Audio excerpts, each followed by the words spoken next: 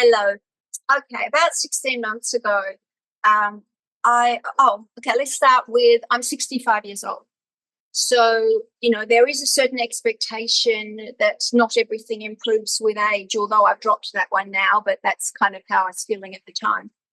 And I wasn't digesting very well, and I was kind of more tired than I was used to being. I've been pretty high energy most of my experience. Um, so I ended up having tests, and a couple of things came up which have since gone. They kind of said I had these high iron levels and a few things.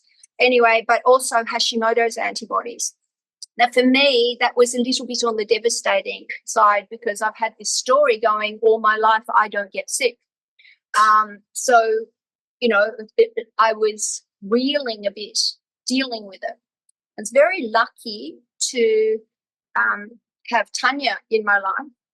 Tanya Rash is an integrative GP. And, she helped me with the blood works and some advice and, set me in the right direction for supplements. I still had some amalgam fillings in my mouth. And this can be one of the things that sets off thyroid. So I had to deal with them and then go on a heavy metal detox. And also drop gluten and dairy, which I didn't do a lot of, but now I wasn't doing any. And I was pretty much living an organic lifestyle. So it was more a case, I think, of discovering that I needed to actually build myself up and not the other way around. I have, so I definitely started to up my protein a lot. And, where I stand now, 16 months later, is I'm pretty much, I'm appear to be symptom free. I never actually put on weight. I didn't have strong nails, but they're stronger now than they've ever been in my life. But they were quite weak, but they had always been. Maybe I had something always going on. My hair's definitely growing. So a lot of the Hashimoto's symptoms, I've sort of bypassed. But what I'm doing is I started to research the deficiencies that turned up in people with autoimmune conditions. And one of them was, vitamin D, because we've become incredibly frightened of the sun, which is a very weird concept if you actually think about it. And the levels of vitamin D that are recommended are extremely low.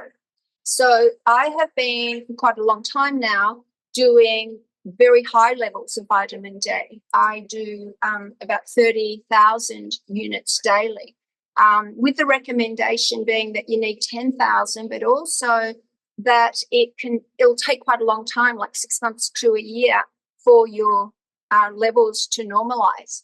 And but that particular, is it a hormone? I think it's a hormone actually. Doesn't work without K2, and it also needs magnesium and it also needs zinc. So a lot of us were taking these things that we're told to take, but have no awareness of the combinations that are necessary for them to work. So I do all of those now. I also take ashwagandha in the form of KSM 66. And I take that at quite a high level. And what else do I take? I was taking methylene blue for a very long time, and found it wonderful. But recently, in January, I actually ended up in Mexico, and I did ibogaine, which I have talked about. But ibogaine is plant medicine, and it's an incredible healer. And since doing that, not only do I feel like my base level of safety and things are totally different, and I feel kind of more confident in my life, I also feel more well, and I'm attracted to far less supplements. So I really have ditched most things. I take sea moss, I take blue spirulina, And the reason I take them is because I'm in Bali and diatomaceous earth is not available and Irish moss is not available. So what I did was I researched how can I get high silica and how can I get high minerals in Bali when I can't get, I can't get just anything I want sent in. And it's actually quite interesting. It makes me realize that, we're suddenly told we've got this super supplement and it's only available in the Amazon or something. And we go, oh, we have to have that. But every Indigenous culture in the world has their own incredibly potent medicine and their relationship with plants.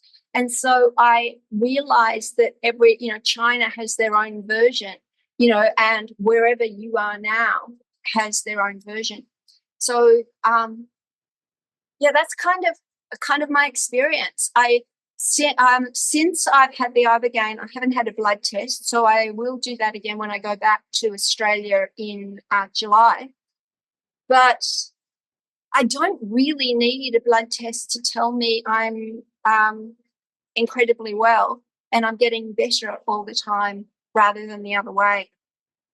And it's made me realize how kind of conned we are by society about aging and about sickness. It's like pointing the bone. You're told that you have an incurable autoimmune disorder.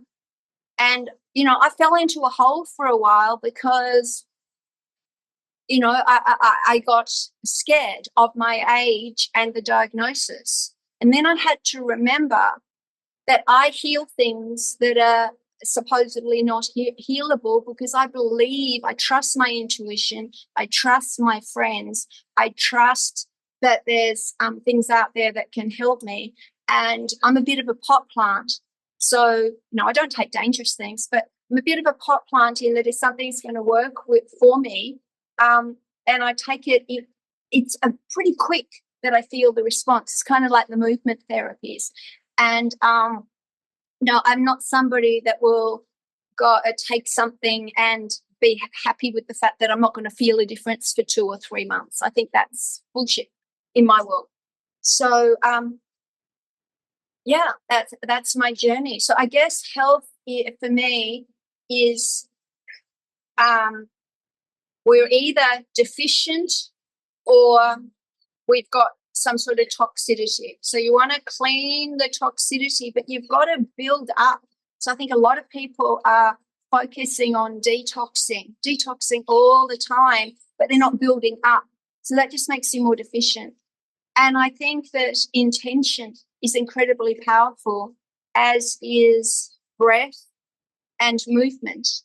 And I think that doing things that are extremely painful is often the opposite of what we need.